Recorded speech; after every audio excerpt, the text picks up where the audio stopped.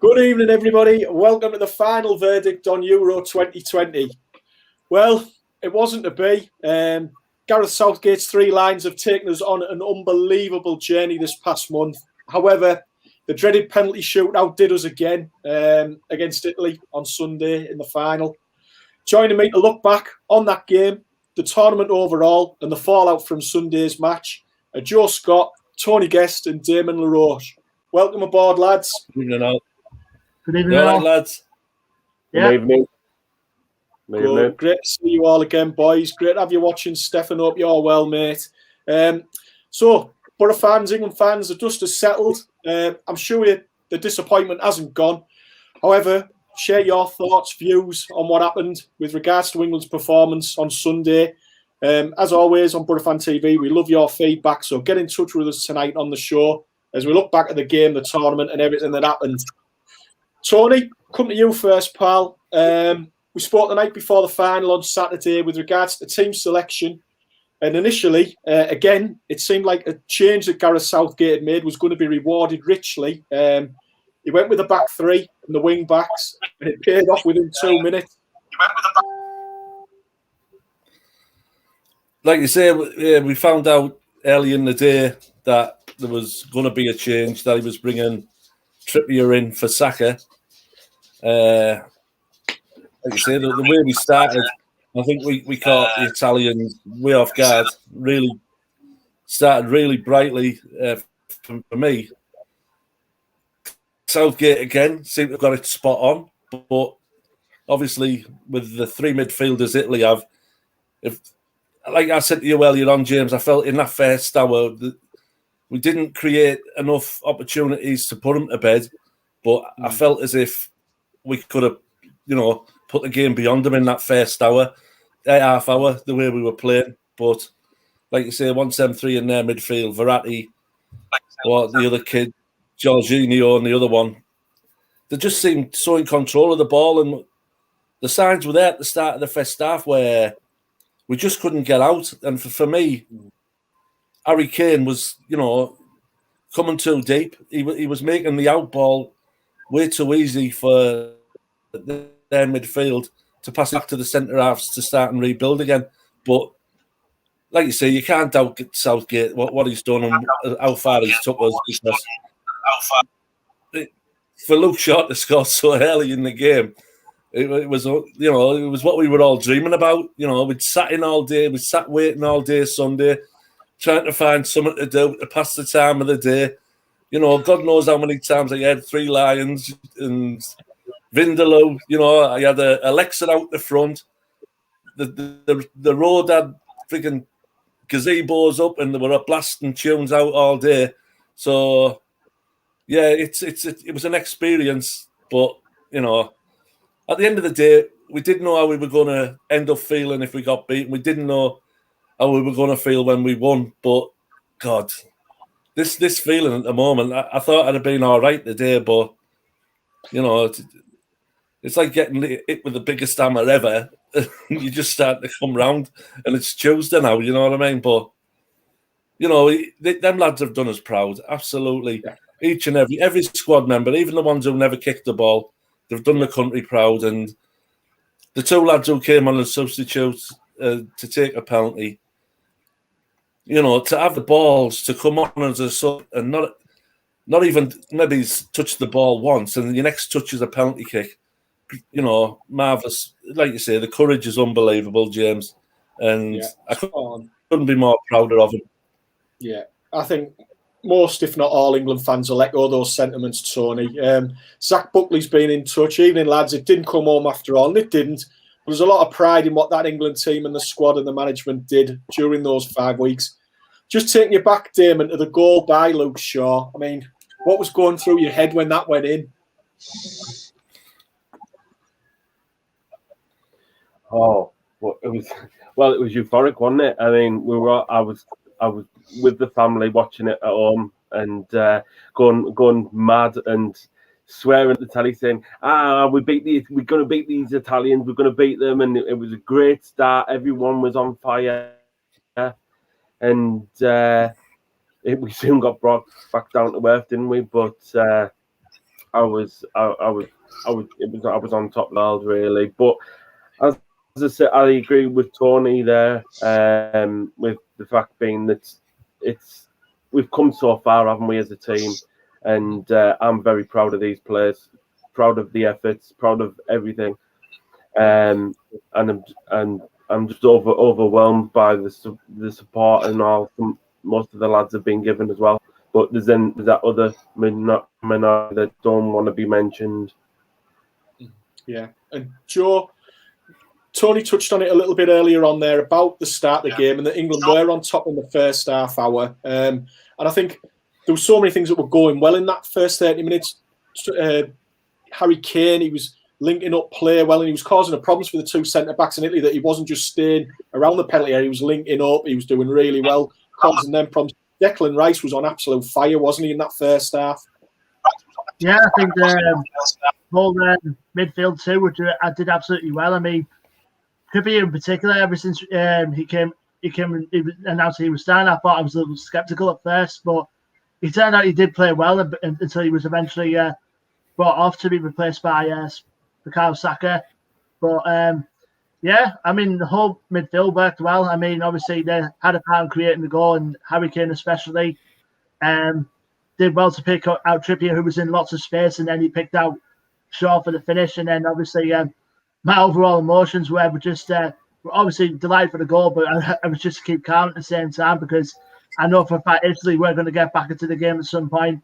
Yeah. But you just didn't know when until eventually nearly an hour in. So, yeah, I mean, everyone did well. Everyone played their part throughout the whole tournament pretty much. And that's something that we could all be proud of as a nation, for getting into a final for the first time in 55 years. I mean, definitely. I think I was about minus 22 there come 66. So just to see England in the final on TV for the first time was really special. And I said it on social media, regardless of results, I would have been proud of Gareth and the lads no matter what. Definitely, Joe. Definitely. Chris Sykes, thanks for watching, mate. Hope you're well. Jack as well, thank you for watching, mate. Hope you've recovered from Sunday. Going back to the game again, Damon, was there a sense of inevitability about the Italians' equaliser in the second half? Could you see it coming? Yeah, I could see it because after we scored, we sat back and kept sitting back in the first half, especially 20 minutes of constant pressure, and then even in the start of the second half was pressure, and then it was just a set piece, wasn't it? I think it was Verratti at the far post, and then Bonucci knocked it in. It came off the post. Stone should have maybe cleared that, but it wasn't to be, was it? So, and then it was just constant pressure. And I thought we could have got another one, but it didn't happen, did it? And it went to penalties, and we all know how us and penalties turn out. Yeah. So I thought I can't fault Bukayo Saka and Jadon Sancho and Marcus Rashford. For me, I like you say, I called out Jordan Pickford, thinking he was saying he was probably our weakest link. And once again, like you say, he was outstanding, absolutely outstanding from the first kick to the last. On their goal, and any other time, that save, he'd have pushed it and it'd have grazed off the post and went out for a corner. It was just unfortunate it came back into play. But each game we've had, James, we've had one player that stood out like a sore thumb, you know what I mean? Since the scoring against Germany, Harry Kane's been absolutely unbelievable every game. But for me, Declan Rice in that final, he's put about 10 million on his asking price, because he looked like one world-class older midfielder on there Sunday. He was unbelievable. And it was quite surprised when Southgate took him off, I was surprised. Maybe Phillips should have come off, but he had run himself into the ground. But that kid give everything to the cause. All of them did. But Declan Rice, you know what I mean? He was 11 out of 10 in that final. He was absolutely fantastic. Just want to stay there, Tony. You mentioned about Jordan Pickford, and we did the night before the final on the programme there. We questioned his display against Denmark, and we said he was a bit shaky. You know what I mean? He was unlucky on the goal, but he'd made 2 great saves before then, one from Insigne and one from Chiesa. I remember that he tipped round the post, which was just before the corner. I mean, he had a top game, and that's before you even get to the penalty saves, isn't it? Yeah, he like you say, he done himself proud. He was absolutely unbelievable. Yeah, like you say, the shot from Chiesa from the edge of the box, which he put around the post, the save from Insigne, he kept us in the game. And if Southgate's going to have to work on, that's if he's going to stay in the job. It's when we're playing against like Italy and Spain, where they do get you boxed in. Like you say, 15, maybe it's 20 minutes of the first half and 15, 20 minutes to start the second half. We just did that, you know, to get out of the lap. And it was like watching a team in the FA Cup defending a 1-0 lead against a Premier League team, you know what I mean, James? But it was just getting moved back up the pitch. But when I felt when Saka came on, we started to get a bit of more of a foothold back in the game. But I think the die was cast there because Italy were well on the front foot, James. Yeah. I think Calvin Phillips had one attempt on goal, and you know maybe he's on another day it'd have gone in, but it just flew past the post. Yeah. But you said to me earlier, James, that the competition won. You know what I mean? So. You know, I felt they struggled against Austria and they really struggled against Spain. And for half an hour, they struggled against us. You know, you can look at it like this. They're way more professional than any other country to win a game. They know all the dark arts. Like, for me, it was a definite sending off when Cellini pulled Saka up by the scruff of the neck. Now, do you honestly think so? I mean, that's way out on the wing. That in the last that's not a red card, Tony. But if it had got clear, he was going to catch him once he was past him, James. No, and he just pulled him back. You know what I mean? And then you were old school, mate. That's not red card. Oh, I was screaming. Screaming for a red there, James. I think it was. If that kid had got away, he was in on goal. He was in on goal. No one was going to catch him. It was red card. It was a what? I'll go. What I will say, Tony, is I'd give you the Jorginho one. I was surprised that didn't go to VAR. Definitely was a red card. Jordan's got Samantha Janus, whatever he's called, Jermaine Janus, saying his foot came off the top of the ball. His foot came off the top of the ball because he was going over the top. He was going into where Grealish, and he caught the top of the ball before Grealish's thigh. It was reckless. It was out of control, and that was definitely a red card. But Cellini should have been red carded just for being Italian and for being a thug, for picking on pulling him like that. It probably makes you wonder though. It probably makes you wonder though on both occasions. I was wondering on both occasions if whoever's on VAR at the time must have gone for a piss at the time at those incidents. Well, Jacob Ross was there on the night and he said, I agree with Tony. Yeah, it was a fair distance out, but Saka wasn't going to be caught at all. And he was just thrown down like a rag doll. Well, we all have different opinions, but yeah, Jacob's with you on that one, Tony. What I will say as well, Joe, is people sometimes overlook the fact that Italy have gone 34 games now undefeated. It was almost inevitable that they would come back into the game and they show the true quality of a side. It doesn't matter who you've had in front of you. If you've gone 34 games undefeated, you must have something about you as a team and as a squad. So all credit to the Italians on the night. They dug in when they found things difficult and then they found a way to win the game, didn't they? Yeah, and they've pretty much done that throughout the whole tournament. I mean, the whole motivation of them, not being able to qualify for the World Cup back in 2018. And Roberto Mancini had since then picked up the bat and just took the ball and ran with it. I mean, we saw him do it obviously here when he was at Man City, he guided them to their first title, and now he's guided Italy to their first European title since 1968, I think it was. Yeah. So fair credit, to Mancini and the rest of his squad, which include, along with his staff, included the likes of Gianluca Vialli as well, who obviously it was great to see him back in the coaching role after he'd been diagnosed with cancer a few years ago. So, but like I say, Italy, I said they've been the best team in the tournament throughout this whole competition, and obviously they proved why. And obviously, results-wise, they were the better team on the day. I think we were second best bit really throughout the day of the final. So I just give Italy full credit for that. Yeah, I'd agree with that, Joe, wouldn't it? Tony, I mean, the Italians, they made 6 changes in the game, and one or two people have been a little bit critical of Gareth Southgate afterwards, saying that and I know you alluded to it a little bit earlier on, that he waited too long to make certain changes. Would you go along with that? Do you think there was maybe something more Gareth could have done on the night to maybe produce a different outcome? It was, like you say, James, I think it was one of them games where you've gone a goal up and you've started to defend, and we got to half time 1-0 up.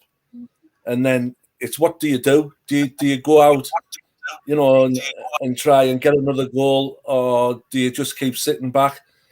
And as like you say, watching so much football, you could just sense that they were going to get that goal, James. And I'm surprised the manager didn't feel it or see it at the same time as the fans did.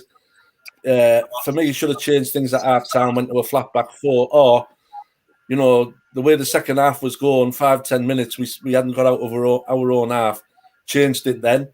But I still find it hard to criticise him, James. You know what I mean? Yeah, because definitely. If you were in that position yourself, and you see so many games where teams score early and they hold on and they win 1-0, it was one of them twist or games. You know what I mean? Yeah, he did get a couple of things. He did get that wrong on Sunday night by not changing things, because when we did, like you say, I still we got a foothold back in the game. Mm-hmm. It was a bit like the substitutions against Scotland when and all that seemed to change was we looked a bit more when the Italians were in possession, but it never changed anything going forward, James. You know what I mean? We never looked at threat. Till maybe it's the second. Yeah. Fair points, mate. Fair points. And Damon, I mean, well, I'll get to you in a second, Damon. David Bentley's been in touch, and again, he agrees that the Grealish tackle by Jorginho should have been a red, and also goes along with Tony on his thoughts with regards to Chiellini and his treatment of Saka. And Paul Nicholas, thanks for watching again, Paul. He said, as sad as I was after the pens, I was just glad Jorginho didn't win it with his penalty because he should have been off the pitch. I think there's a bit of a consensus of opinion on all of that. We'll get to the penalties now, though, Damon. It was a bit of a lottery, as they always are, penalties, but they started off so well for us, didn't they? I mean, we had Harry Kane scoring the first one. Maguire's penalty was an absolute stonker right in the top corner where he took the camera out and everything. And obviously, Pickford saved the first penalty as well from Belotti. Couldn't have started any better, could it, really, the penalties? Oh no, the first few penalties were great, but then it came to Rashford and then Sancho.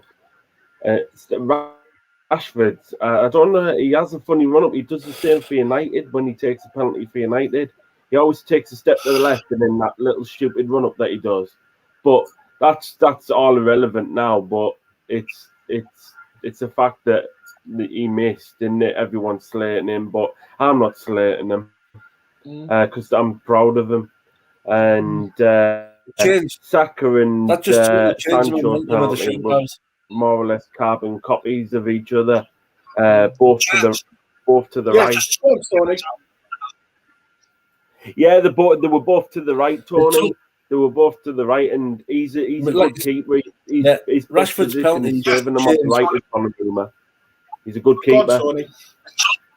The Rashford miss penalty was just totally changed the momentum of the shootout, James. But like we were 1 in front, you know. Rashford scores that with 3-1 in front on a shootout. He put the goalkeeper on his ass, and then he hit the post. You know, people are criticising him, run up. You know, I do find it amusing how some of these players run up to take a penalty now, like, but I don't know. He missed, like you see, he had all the goal to shoot at, and he hit the post. Totally changed the direction of the shootout. And of all the players who you thought were going to score, you'd have thought it'd have been Rashford. Then you've seen Sancho come up. I don't think any of us have seen much of Sancho playing in Germany, whether he takes penalties or not. You know what I mean? And like you say, he looked like a bag of net. I was going to say, Tony, there, the thing is, I can totally understand why Southgate brought on both Rashford and Sancho for penalties, because Rashford, I mean, he's taken penalties in high-pressure situations. He took against Colombia in the World Cup when we won. He took a last-minute penalty for Man United to beat PSG in the Champions League a couple of years ago. He scored against Villarreal in the Europa. He's normally spot on with penalties. Europa League. That was just unfortunate that he hit the post with that. And I think Sancho scored 4 out of 4 for Dortmund on penalties. So I understand why he chose those ones. It's just you can't replicate what's going to happen on a night like that. But I wouldn't knock Southgate for his choice of penalty takers. I thought he got it spot on. There's 4 of us sat here now, and every single one of us would have felt the same when there was an English player went up to take a penalty. We'd have been watching through our fingers. Our stomachs will have been turning over, and all our faith, all our hopes, and all our dreams are on that kid's shoulders. Now imagine me or you, James or Joe Damon, walking up with that to take that penalty with what we were feeling watching it on the TV. You can't knock anyone who takes a penalty, and you can't criticise and call them bottlers for anyone who says they don't have a penalty. If they've got the balls and the bottle to stand up and say, "Look, I can't take a penalty. I'm not there. I haven't got the bottle, confidence to score a penalty." You can't even call that person because he had the balls to admit. You know what I mean? So there was only one person I was hoping never went up to take a penalty, and that was Sterling, because he is woeful at penalties. You know what I mean? Yeah, he's had stick because he never. He was the last player on that pitch I wanted to take a penalty. They looked at Grace, didn't they, Tony? But he hasn't took one in 2 years for Villa. So fair point. Joe, I was just going to say there. I mean, the wait for the trophy, the major trophy, it's been extended beyond 55 years now. But this England side and the squad in the last 2 major tournaments now, at the World Cup in 2018 and this tournament, they've achieved so much, and you get the feeling that success isn't that far away, don't you? Yeah, I mean, you look at the next couple of years down the line, obviously we've got the World Cup in Qatar coming up next year. And obviously that's going to be a little bit of a different scenario with it taking place in the winter. So, I mean, the squad is there. I mean, it's just a matter of taking the momentum that they took from the last World Cup, and then the Euros just gone, and then taking forward to Qatar. So, I mean, the squad is there, and hopefully might add a couple of players from the under-21s to fit in the mould as well. And hopefully, there's a squad there, obviously, to go a bit further and win the World Cup, possibly next year, Qatar. Definitely, mate. I hope you're right there. Paul Nicholas has got in touch and he said, respect to all who took a penalty, it takes bottle. Damon, just going to mention as well that the manager and the side have done so much in recent years by their actions, not just on the pitch, but off the pitch as well. And they're respected, I think, by more than just football fans out there for how they conduct themselves and how they portray themselves. And that was evident in the immediate aftermath of the game when you saw Southgate round the pitch, not only consoling his own players, but congratulating the Italian players. And they stayed till the Italians got the trophy. They watched all that. Just absolutely first class as individuals, aren't they? Yeah, magnificent. They've conducted themselves throughout this tournament, James. What Southgate's done with these players. I mean, he managed the under-21s, who to bed in, who not to bed in, into this squad. and this squad's capable of great things. And I said it, Dad, that come the World Cup, I think something special will happen. But as far as the final goes, the other night, what he did with Saka, I mean, the kid's only 19. He went round each one. He cuddled Saka, and the lad was devastated. His mum was on the pitch, Saka's mum, and for him to get dog's abuse the way he has done, and Sancho and Rashford, it's disgusting. Because there's no need in that in football. It needs to be kicked out. Yeah, I was just going to say, Tony. I mean, were you surprised to see him second? Sorry, Tony, didn't get that, mate. I was surprised when you seen Saka was taking most probably the biggest penalty we've ever had. How did you feel when he was walking up? I did say when I was watching it, it's the living daylight. I was just like, please don't miss. I was fearful for the lad. I'll be honest, Tony. I was fearful for him. Yeah. Especially,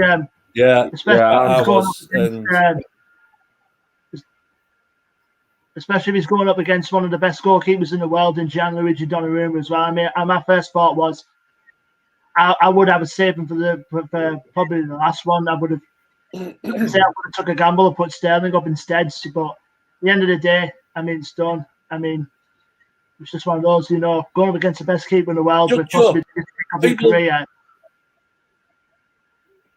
Why are people are calling him the best keeper in the world now because he's 6'8" and he fills a goal?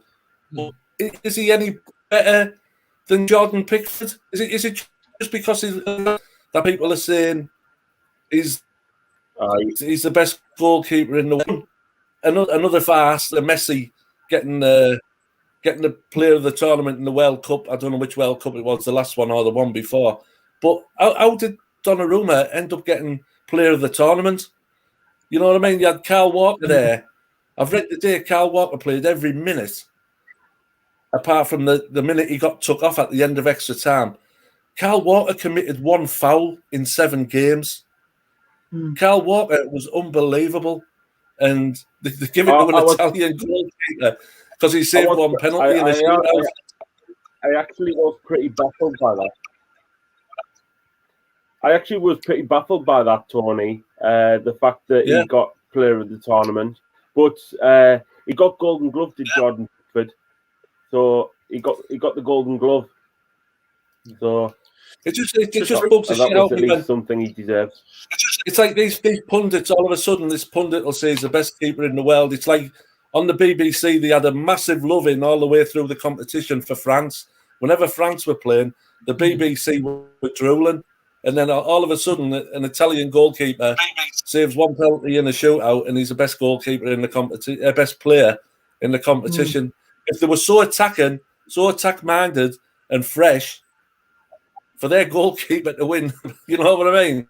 They're in the competition. Well, what's happening? I just think I think in this tournament, Tony, I don't think there's been like standout players as such. I think it's been more about teams, and I think. Yeah. Probably Italy and England have been, and maybe Denmark as well, who got beat in the semi-final, have been the 3 best teams. They've been, as a unit, they've all been very solid, but they've been exciting. But there's been like no individual that stood out in those teams. Maybe for us, Sterling's been the one, but I think they've been very much built on a team ethic, and I think that's what's been the standout in this tournament. And that's probably why we've done as well as we have, because we don't have players that are absolutely world class. I don't think at the moment. We've just got a very, very good team, and hopefully that will see us through in the next tournament. And Gav McCallum's been in touch with us.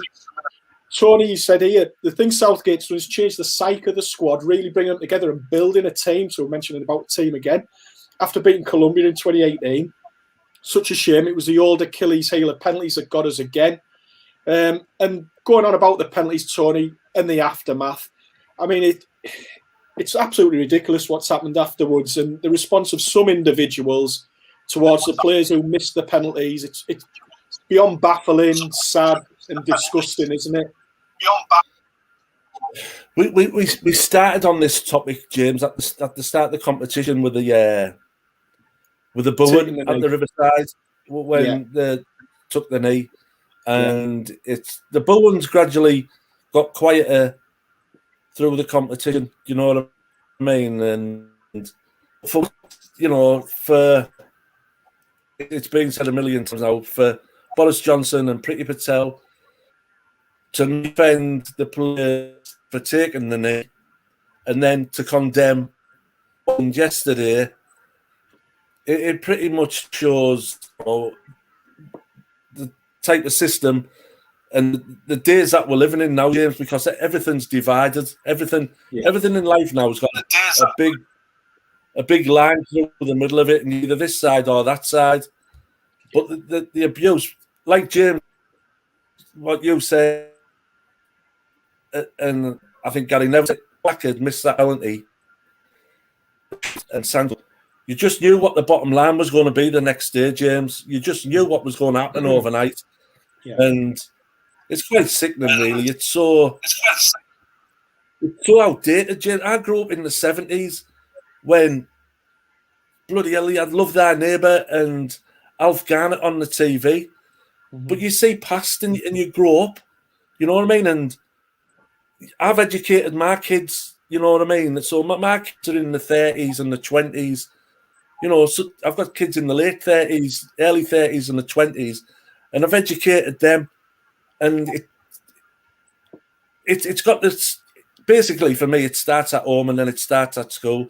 And people need educating properly because it's never gone away. And now with social media, it's more rife than ever. And it's never, ever, in my lifetime, it's never, ever going to go away. And when these shithouses have a platform to abuse these kids behind the screen, it's got even better for them, for me. Yeah. Chris Sykes said there, there's sad people out there. He's proud of every England player. Well done, lads. And Liz Walton's got in touch and she said there, agreeing with you, Tony, that it does start at home. And I'll pick up on one point you made there, Tony. I'll move it to you, Joe. As you mentioned, I think division, us against them, all of this in the last 5 years in this country, I think it's just been abominable what's been going on in this country. And there has been very much, you're either on one side or the other. You're either with us or you're against us. And this football team, for me, have done something that no politicians can do, and that they've brought the country together, and they've made people look beyond other things, and they've spoke a lot more sense than people whose job it is to try and solve these problems and issues.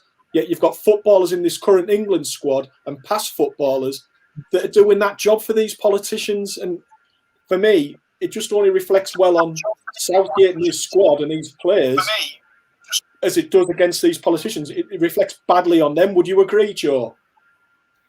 I think so. I think, obviously, going into the question, what I've seen, obviously, through social media, I mean, obviously, like what Tony said, as soon as Rashford, Sancho and Saka have missed those penalties, you knew exactly what was going to happen 24 hours later. I didn't expect it to be literally a few hours after the game. It all started kicking off. And not only that, it was all pretty much even a few hours before the game in terms of the fans, obviously, writing their own names on the wall, pretty much like littering around some places in London. And within the next day, I mean, they could have picked it up, and they never did. You remember, right, when Scotland came around, they did the same, but they had the decency to clean up the next day. And then obviously to go on during after the game and during half time and that, when all started kicking off in the concourses, I mean, you see videos of fans assaulting other fans. I mean, it's not on. I mean, and after the game when it was assaulting other fans, I mean, it's just one of them things, James. I mean, some clubs in the EFL have took action already. I know police have made a couple of arrests already. I've seen one club, Leyton Orient, took action into one of the abusers, and they're banned in for life in most games. That's something that other clubs should be looking to do if they find out if one of their fans were capable of doing such acts. So, I mean, personally, you know, I should be proud. I should definitely be proud of the players and Gareth of what they did after the game, and you know, bowed out with dignity. And it's just some fans as well, are so-called fans who have no place in football at all. And they should be removed from the game no matter what. 100%, mate. Chris Sykes has summed it up. Sorry, from the semi-final, Joe. Yeah. You were hearing rumours from the semi-final that people had been, getting in James into Wembley without tickets, and Sunday was most probably the biggest sporting occasion in this country since 1966. Since, you know what I mean? Even bigger than the Olympics in 2012. Yeah. And for there to be no police presence at Wembley Stadium for an 8 o'clock kickoff on a Sunday, England in the first final for God knows how long, an 8 o'clock kickoff, everyone absolutely tanked up, being on the drink all day. Some of the scenes from London that day were scary for me. It looked a great carnival atmosphere, party time, but people had been on the drink all day. There'd been a breach before the kick-off. They'd put Wembley on lockdown. No policemen there. Absolute joke. So, if it was UEFA who do the organising, or they leave Wembley to do all the organising, like you say, who's going to look at us now and give us the 2030 World Cup? Because I was just going to bring you in on that, Tony, because that's the case now. If any chance we had of getting that tournament, we've put a big mark against us there to say, no, that's not going to happen. Now, give anyone the reason to say, no, we don't want to go there for that tournament. That's been given to them, hasn't it, by that on Sunday? Yeah. For me, that took us back to the 70s. Do you know what I mean, James? Just mindless jobs, and people seem to tar people like us, like myself, as a football job because I come from a council estate, because, I don't work in the city, I don't wear a collar and tie. I can bet you the majority of these people who, when they do get sought out and found out, are your bank managers. I dare say there's some coppers in them. I dare say there's some doctors and nurses. And with these louts who've been throwing punches and throwing abuse about on the computers to our black players. So not all football fans are yobs, hooligans. Yeah. But spot on, that element, that is it just drags us all down. It does. And like you say, this now, FIFA's going to look at this now and they're going to think, well, how can we go to FIFA and complain about our players getting racially abused in Bulgaria, Hungary, anywhere, when it's rife on our own doorstep, James? True, mate. Yeah.